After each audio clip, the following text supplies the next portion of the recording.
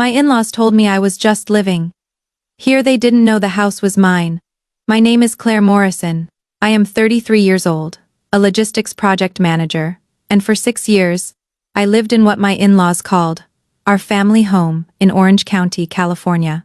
3 weeks ago, at 7:40 p.m. on a Sunday, my mother-in-law placed a stack of papers in front of me at dinner. 12 people were watching. She looked at me and said, "You are just living here. Don't forget your place." The room went quiet. What she didn't know, what none of them knew, was that the house they kept calling theirs was legally in my name.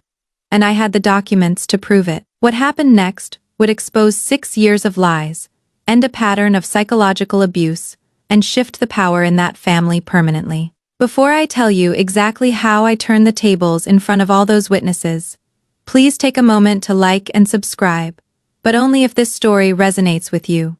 Drop a comment telling me where you are watching from, and whether you have ever been told to know your place by family. Now, let me take you back to where it all began. I met Ethan Harper when I was 25. He was kind, patient, and came from what he called a traditional family. I didn't understand what that meant until I met them. His mother, Linda, had strong opinions about how things should be done. His sister, Vanessa, treated family gatherings like auditions for approval. And his father just nodded along. When Ethan and I got engaged, Linda smiled and said, "Welcome to the Harper family. We have standards." I thought she meant values. I was wrong. I was 26 the first time I understood what standards really meant. Ethan and I had just bought our first house together, a 3-bedroom in Orange County. We paid for it using my inheritance from my grandmother's trust, and Ethan's savings from work. The deed went into both our names, Claire Morrison Harper and Ethan James Harper. My attorney advised keeping it simple, just the two of us to avoid complications later. Linda asked if we would add her name for family security. We declined. She wasn't happy, but she smiled and said she understood. 2 weeks after closing, Linda asked if she could stay with us temporarily while she sold her condo. "Just a few months," she said. "Until I figure out my next move." Ethan said yes, before I could even process the question. She moved in, and she never left. The condo. She never sold it. She rented it out and kept the income. Within the first month, Linda started redecorating. She brought old family photos from her previous house and hung them on our walls. She told visitors they had been taken here. She referred to the house as the Harper family home in conversations. When Ethan's cousins visited, she gave them tours and said, "This house has been in our family for generations." It was a lie, but no one questioned it. Ethan never corrected her. I stayed quiet to keep the peace. On my 3rd week living there, Linda strongly suggested I follow certain house rules. No shoes past the entryway, no using the guest bathroom, no eating in the living room, no touching the fine china in the dining cabinet unless I was washing it. I looked at Ethan. He shrugged. "Mom's particular, just go with it." That night, Linda came into the kitchen while I was cleaning up. She watched me dry the last plate and said, "A daughter-in-law in this family knows her place." I nodded. I thought if I worked hard enough, she had softened. She never did. At 28, I got food poisoning. I was up all night, sick, dizzy, and dehydrated. The next morning, I asked Ethan if we could cancel the family brunch Linda had planned. He hesitated. "She has been planning it for weeks. Can you just power through?" I showed up. I smiled. I served. And when I excused myself to the bathroom because I thought I might pass out, Vanessa knocked on the door and said, "People are waiting for dessert." Later that evening, Linda sent a text to the family group chat, 2:13 a.m. I still remember the time. It said, "Drama queens don't survive in this family. Dinner tomorrow. Don't start problems." I didn't respond. I just set my alarm and showed up the next day. At 29, I had a medical scare. Chest pain. They ran tests. Everything turned out fine, but I spent 6 hours in the emergency room. Ethan was traveling for work. I called Linda. She picked up on the 4th ring. I said, "I am at the hospital. Can someone come?" She sighed. Don't be dramatic. No one is rearranging their life for you. Then she hung up. I sat there for 3 more hours until a nurse asked if I needed help getting home. I took an Uber. When I walked in the door, Linda was in the living room watching a home renovation show. She glanced at me and said, "You are back. Good. Tomorrow's Vanessa's engagement dinner, be ready by 5. That was the night I started keeping a folder. Every text, every dismissive comment, every time I paid for something they later claimed they had covered. I didn't know why I was doing it. I just felt like I needed proof that I wasn't crazy. Proof that this wasn't normal. At 31, Linda cornered me in the kitchen. She said the family needed help with appearances. Vanessa's fiancé's family was wealthy. They needed to look the part. She handed me an envelope with a handwritten note inside. It said, "Family emergency. $18,500. I asked what the emergency was. She smiled. "Helping family is what we do, Claire. You are family now, aren't you?" I transferred the money. The memo line said, "Family emergency." I saved a screenshot. When I asked about repayment 3 months later, Linda laughed. "Repayment. You are family. Helping is normal." That is when I started the spreadsheet. Every dollar, every date, every receipt. I told myself it was just for my own records. But deep down I knew. I knew I was building a case for something I couldn't name yet. For 4 years, I contributed $1,900 a month to household expenses. Linda called it pulling your weight. She said we were all investing in the family home together. Ethan called it helping out. I called it survival, because if I didn't pay, I had hear about it. If I questioned it, I was ungrateful. If I asked for a receipt, I was being difficult. When the roof needed repairs, Linda handed me the invoice. $6,200. "Family homes require family investment," she said. I paid it. I saved the receipt. She never mentioned that she was still collecting $2,400 a month in rent from her old condo income. She never contributed to our household expenses. Over 6 years, I gave them over $91,000. Not counting the loan. Not counting the dinners I paid for when Linda forgot her wallet. Not counting the gifts I bought for Vanessa's kids. So Linda could take credit. And through it all, Linda reminded me at birthdays, at holidays, at random Tuesday dinners. "You are lucky to be part of this family.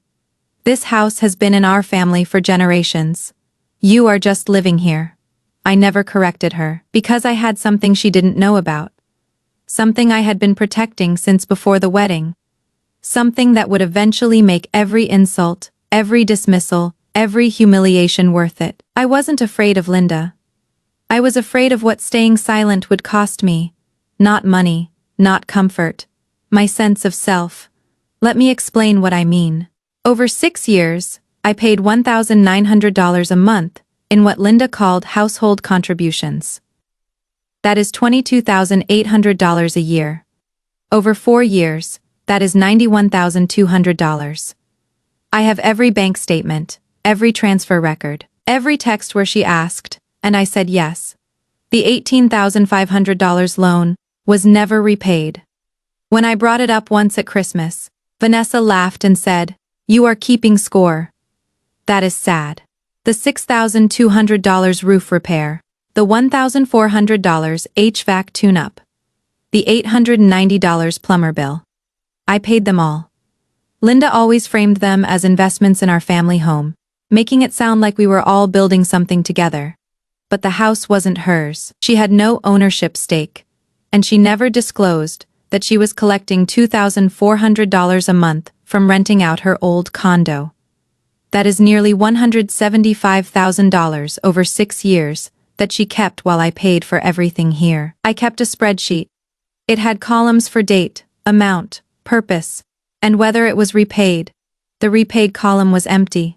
Every single line. But the money wasn't the worst part. The worst part was living like a tenant in my own life. Walking on eggshells, asking permission, watching Linda rearrange furniture I had bought and claim credit, hearing Vanessa tell friends, "Mom decorated this whole room," while I stood there knowing I would paid for the couch. I had no power, or so they thought. When Linda handed me that family agreement 3 weeks ago, I knew what it was. A trap, A legal document designed to strip me of any claim to the house, any right to push back, any leverage I might have. Clause 7 was the giveaway. It said, in the event of separation or dispute, Claire Morrison agrees to vacate the premises within 30 days and forfeit any financial claims. Ethan saw it and went pale. I just read it quietly. Linda smiled. It is just a formality. Every daughter-in-law signs one. I looked at her. Did Vanessa's fiancé sign one? Vanessa snorted. He is a man. It is different. I nodded slowly. I see. That night, I sat in my car in the driveway for 12 minutes. I didn't cry. I didn't call anyone. I just thought about what the next 30 years would look like if I didn't act. More dinners, more invoices, more smiles while they erased me. I wasn't afraid of being disliked. I was afraid of living another decade like a guest in my own life. I was afraid of waking up at 50 and realizing I had spent my entire adult life auditioning for belonging. So I made a decision. I pulled out my laptop and opened the blue folder I had been building for years. Bank statements, screenshots, recordings, and one document Linda didn't know existed. A document that would change everything. I wasn't going to fight them. I was going to show them the truth in front of everyone. The next family dinner was 2 weeks later. Linda called it a reconciliation dinner. She said she wanted to clear the air. I knew what that meant. She wanted me to sign the agreement without making a scene. 12 people showed up. Ethan's father, Aunt Marlene, Vanessa, and her husband. A few cousins. Linda's friend Karen, who always had a phone in her hand filming Instagram stories. It was 7:40 p.m. when Linda placed the papers on the table. Right between the salad and the main course, she didn't ask. She just slid the stack in front of me with a pen on top. Let's make this official, she said. Her voice was light, almost cheerful. Claire, we need you to sign this tonight. Everyone went quiet. Forks stopped. Glasses froze midair. I looked at the papers, then at her. Who drafted this? Linda blinked. That doesn't matter. It does to me. Vanessa leaned forward. Oh my God. Just sign it. You are making this weird. I picked up the first page. If it is fair, I will sign. But I am reading it out loud first. Linda's smile tightened. Claire. Don't do this. Do what? Read a legal document before I sign it. I started reading. Clause 1, Clause 2, Clause 3, Standard Language, Respectful Contributions, Household Cooperation, and then Clause 7. In the event of separation or dispute, Claire Morrison agrees to vacate the premises within 30 days and forfeit any financial claims related to Ethan's hand, landed on mine. Claire, stop. I looked at him. Why? He didn't answer. I kept reading. Forfeit any financial claims related to property improvements, household expenses, or cohabitation arrangements. Linda's voice was sharp now. You are embarrassing yourself, am I? I set the paper down. This says I have no claim to anything, even if I paid for it. You didn't pay for anything, Vanessa said. We let you stay here. I looked at her. Then at Linda. Then at the 12 people watching. You are right. I have been living here, as a guest. Right? Linda nodded slowly. Exactly. And this house belongs to the Harper family. Yes, not to me. Of course not. I folded my hands on the table. My voice was calm. Then I have a question. If this house belongs to the Harper family, why is my name on the deed? The room went silent. Linda's face went blank. What? I didn't repeat myself. I just sat there, watching her process what I had just said. Vanessa laughed. A nervous, sharp sound. That is not true, isn't it? You are lying. I looked at Ethan. His face had gone pale. He knew. He had always known. He just thought I would never bring it up. Linda's voice was ice. Stop playing games, Claire. I am not playing anything. You wanted paperwork, so let's do paperwork. I stood up, walked to the entryway, picked up my bag, pulled out a blue folder, walked back to the table, and placed it in front of Linda. You are just living here, I said. Don't forget your place. Let me take you back, because none of this happened by accident. 2 years ago, Ethan's Aunt Marlene pulled me aside at Thanksgiving. She was quiet, always had been. Linda called her the weird one, but Marlene was sharp, observant. She handed me a business card, David Kim, real estate attorney. "Why are you giving me this?" I asked. She looked at me for a long moment. Because words disappear, paper doesn't. I didn't understand. Not then, but a week later, I called him. I told him I wanted to understand the legal structure of the house. Who owned it? Who had rights? What my contributions meant legally. David listened. Then he asked one question. "Do you have documentation?" I did. Bank transfers, receipts, texts, the deed itself, which I would quietly obtain from the county recorder's office. David reviewed everything. When he looked up, his expression was serious. "Claire, let me be clear about your legal position. First, you are not a tenant. You are not a guest. You are a legal owner. Your name is on the deed alongside your husband's. That is ironclad." He tapped the spreadsheet. "Second, these contributions over $91,000, plus an $18,500 loan, they create another layer. Even if your name wasn't on the deed, this level of documented financial contribution could support a claim for equitable interest or reimbursement under California law. We call it a constructive trust when someone benefits from your money under false pretenses. The court can order them to pay you back." "What do you mean false pretenses?" "Your mother-in-law told you these were investments in the family home, implying shared benefit. But she has no ownership interest. She is essentially a guest with permission to reside, what we call a revocable license. She cannot claim the house. She cannot force you out. And legally, she shouldn't have been collecting money from you, as if she had any right to it. What do I do? Keep documenting. Don't say anything yet. Wait for them to overplay their hand. And if they do, then you show them the truth. Publicly with witnesses. And if needed, we discuss reimbursement, revocation of her residency permission, or even partition. That is when I started carrying the blue folder everywhere. In my car, in my bag. I made copies. Digital and physical. I recorded conversations. Not because I wanted to use them, but because I knew I had need proof. Proof that I wasn't imagining the abuse.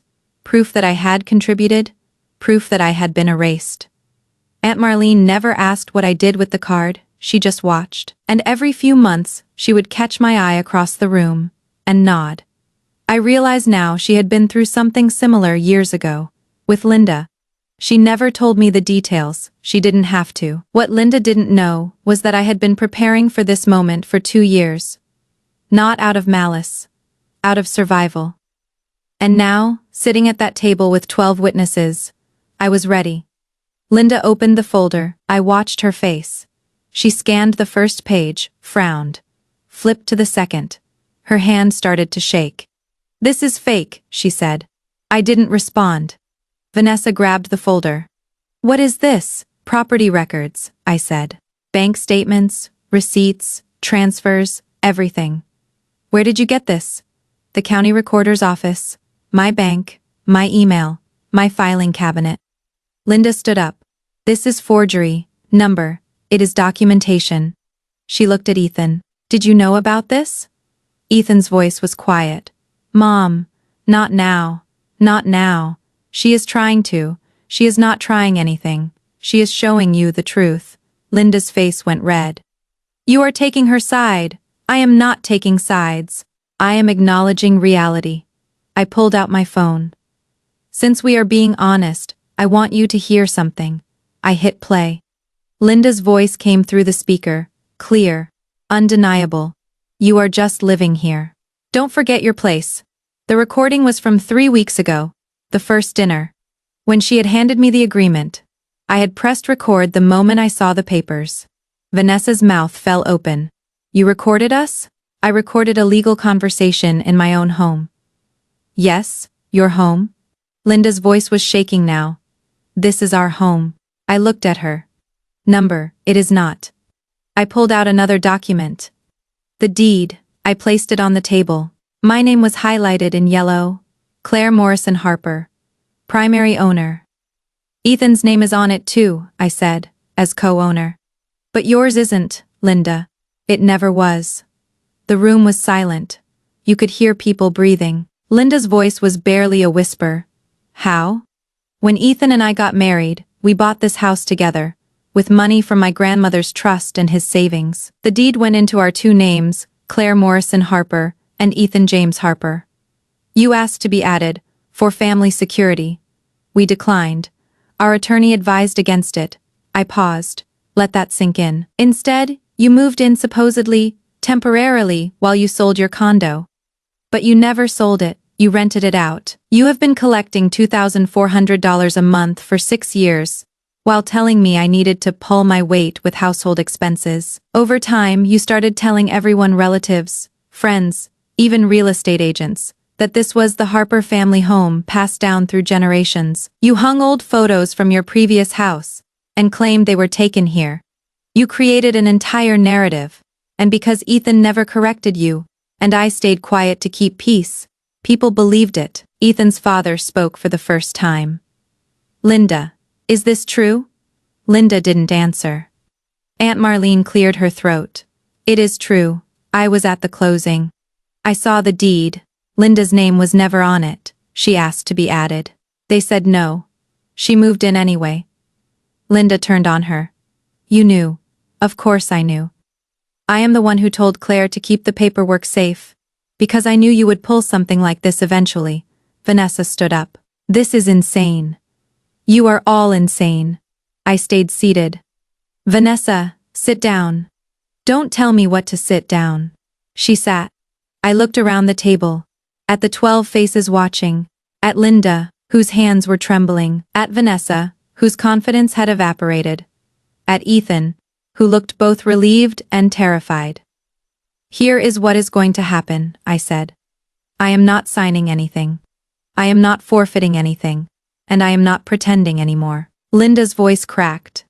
You are humiliating this family. Number. I am telling the truth. There is a difference. Someone knocked on the door. I stood up.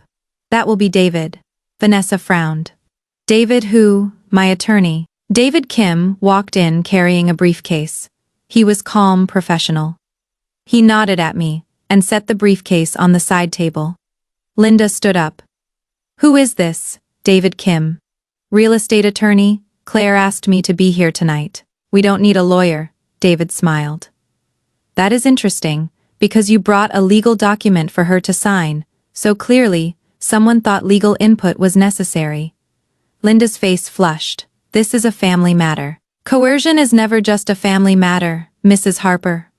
Coercion. I didn't. David pulled out a copy of the agreement. You presented a document that would strip your daughter-in-law of property rights and financial claims in the home she legally co-owns. You pressured her to sign it in front of witnesses. That is textbook coercion. Vanessa's voice was shrill. She doesn't own anything. This is our house. David turned to her. Actually, it is not. Would you like to see the deed? He pulled out his own copy, placed it on the table. This is a certified copy from the Orange County Recorder's Office, filed 6 years ago. Claire Morrison Harper and Ethan James Harper, primary owners. Linda Harper is not listed. She has no ownership interest, no life estate, no title claim. Legally, she has been living here as a family member, with permission to reside, essentially a revocable license to occupy.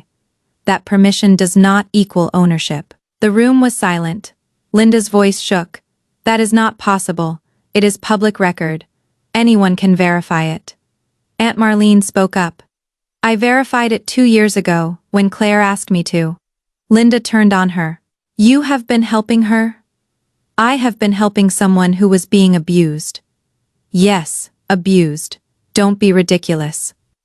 David's voice was sharp. Mrs. Harper, your daughter-in-law has documentation of over $91,000 in financial contributions over 4 years, plus an $18,500 loan that was never repaid. You told her these were investments in the family home, implying shared ownership. But you have no ownership stake, under California law, that creates a strong case for unjust enrichment, possibly even a constructive trust. She has recordings of verbal abuse. She has text messages showing psychological manipulation. And she has 12 witnesses who just heard you try to coerce her into signing away her legal rights. He paused. Let me be clear. This isn't about kicking anyone out tonight. But if coercion continues, Claire has legal options. She can revoke permission for you to reside here. She can seek reimbursement through court. She can pursue a partition if necessary. Those are her rights as a legal owner. Linda sat down. Hard, like her legs had given out. Vanessa looked at Ethan. Say something. Ethan's voice was quiet. What do you want me to say, Vanessa?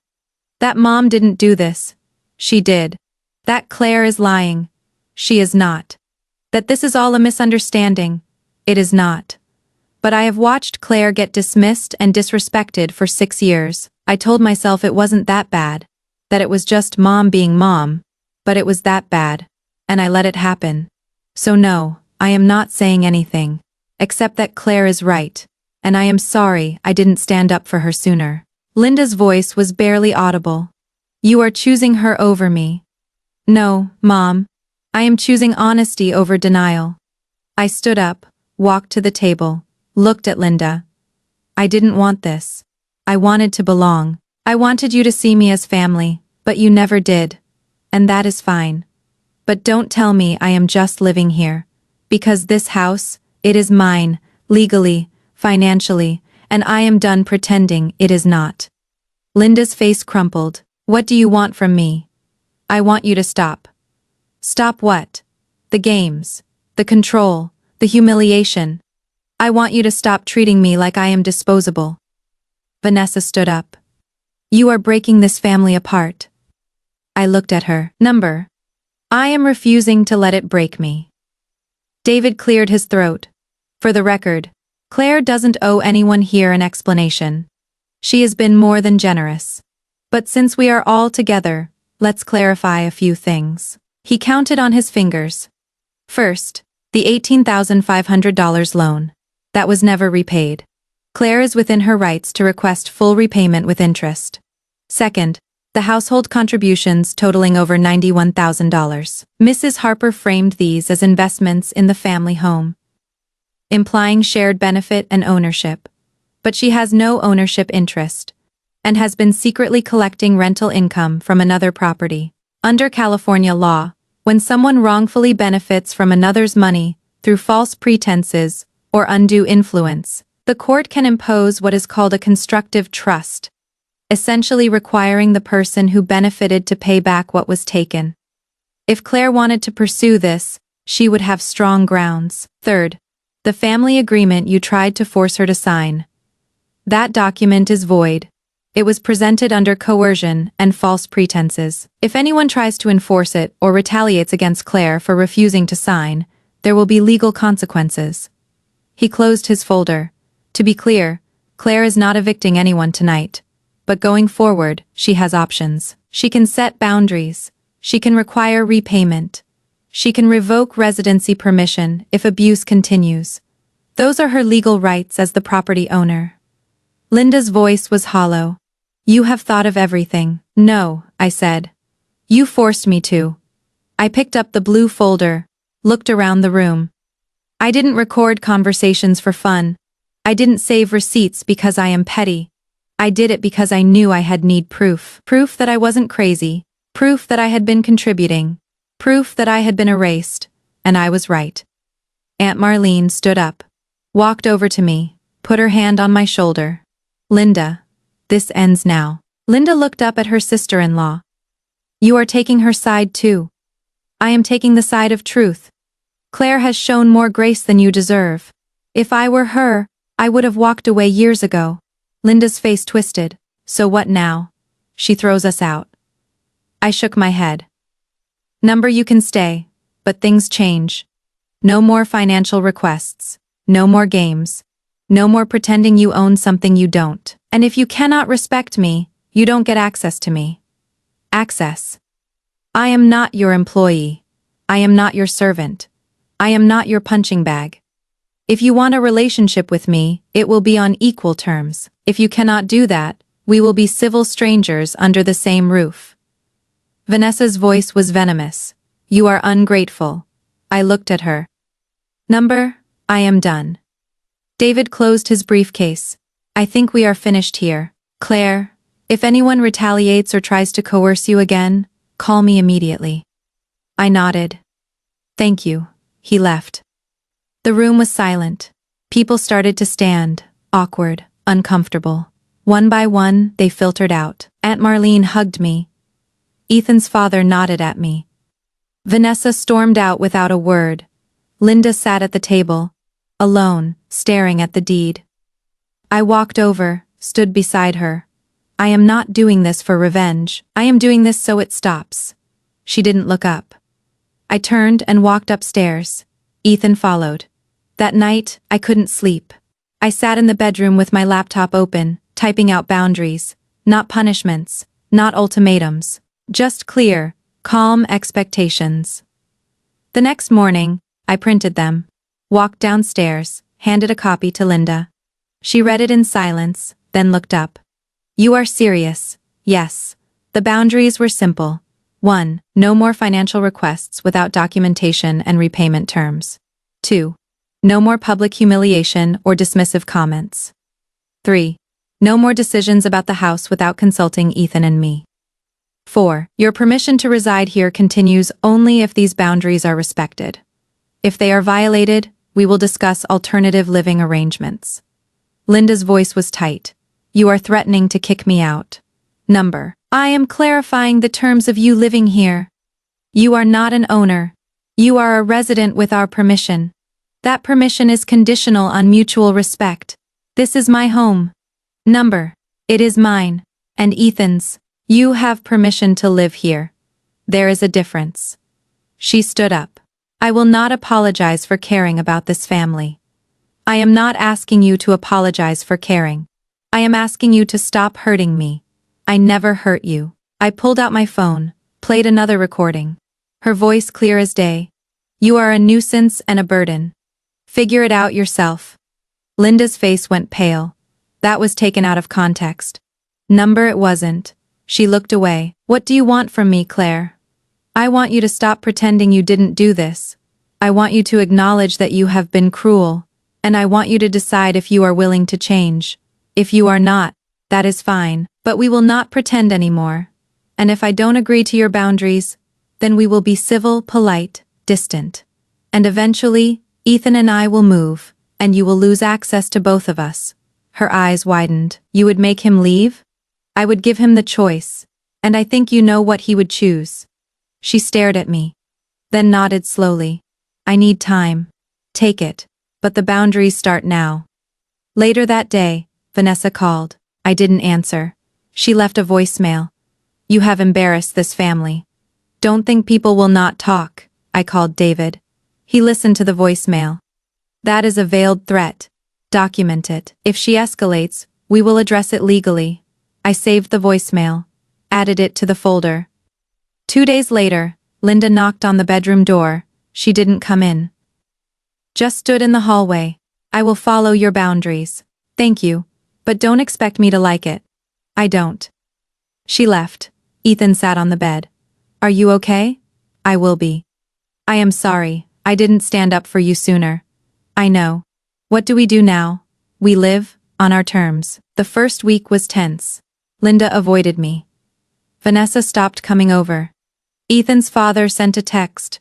Proud of you, Claire. 3 weeks later, Linda tried to guilt me. Your boundaries are tearing this family apart. I looked at her. Your behavior did that. I am just refusing to ignore it anymore. She didn't respond. A month later, Vanessa posted something on social media. A vague quote about ungrateful people who forget where they came from. 3 people sent it to me. I didn't respond. I didn't engage. I just let it sit there, Aunt Marlene called. Let her embarrass herself. The people who matter know the truth. 2 months later, Linda's friend Karen asked me to coffee. I almost said no, but I went. She looked uncomfortable. I need to apologize. I heard everything that night. I posted about it.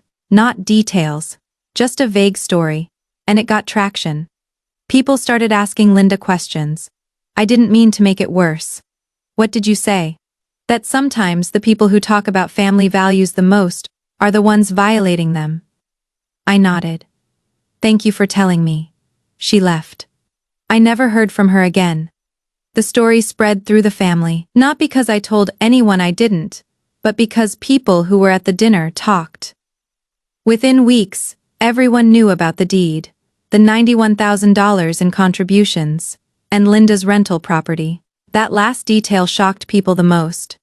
She had been collecting $2,400 a month for 6 years, while telling me to pull my weight. Some relatives called it double dipping. Others just stopped inviting Linda to family events. She stopped hosting altogether. 3 months after the showdown, Linda left an envelope on the kitchen counter. Inside was a check. $5,000, the memo said, partial repayment. I stared at it. Then I texted her. This is a start. The balance is $13,500. She didn't respond. But every month another check appeared. Always $5,000. By month 4, the loan was repaid.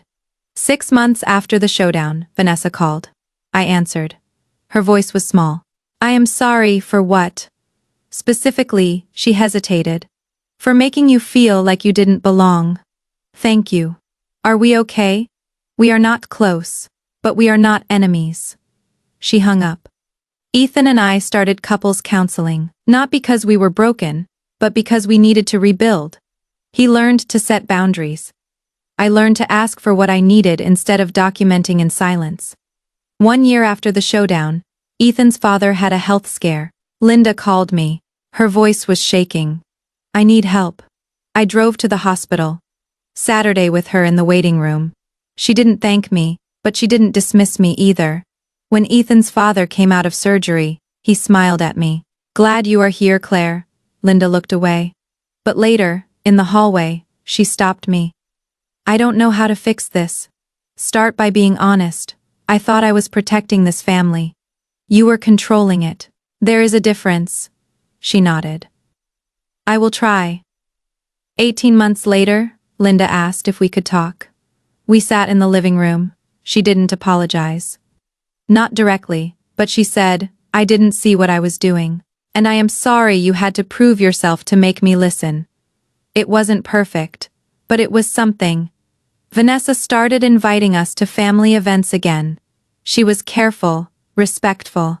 We would never be close, but we were civil. 2 years after the showdown, Ethan and I bought a second property, a small house by the coast. We didn't move. But we had options, and that mattered. Linda never asked to see the deed. She never questioned ownership again. And when people asked her about the house, she said, it is Claire and Ethan's place. We are lucky they let us stay. It wasn't a full reconciliation, but it was respect. And respect, I learned, was enough. Today, I am sitting in the living room of the house Linda once told me I was just living in. The blue folder is in a drawer upstairs. I haven't opened it in months. I don't need it anymore. The boundaries held. The respect came. Slowly, imperfectly. But it came. Here is what I have learned. First, family isn't about blood. It is about respect. Real family doesn't require you to audition for belonging. They don't make you prove your worth with money or silence or compliance. If love depends on how useful you are, it isn't love. It is a transaction. Second, boundaries aren't betrayal. They are survival. For years, I thought setting boundaries would destroy the family. But what I learned is that abuse destroys families. Boundaries just make the destruction visible, and sometimes, that is what it takes to rebuild. Third, documentation isn't paranoia. It is protection. I didn't keep records because I wanted to hurt anyone. I kept them because I knew I had need proof. Proof that I wasn't imagining the disrespect. Proof that I had contributed. Proof that I deserved to be seen. And I was right. If you are watching this and you have ever been told to know your place, I want you to hear me. You don't need anyone's permission to belong. You don't need to earn love through usefulness. And you don't need to shrink yourself to make others comfortable. Your silence isn't consent. Your patience isn't weakness. And your decision to set boundaries isn't cruelty. It is dignity. I stayed calm during that showdown, not because I wasn't angry, but because anger wasn't the point. The point was truth, And truth, delivered calmly with evidence, is more powerful than any outburst. If you are in a situation where you are being dismissed, erased, or humiliated, start documenting now. Not because you want to fight, but because you deserve to be believed when you finally speak up. Thank you for staying with me through this story. If it resonated, please like, subscribe, and share it with someone who needs to hear it. I want to hear from you. Have you ever been pressured to sign something by family? Or been told you are just a guest in your own life? Tell me in the comments. And remember, the people who truly love you will not make you audition for it. You deserve better than that. You always have. Until next time, choose yourself.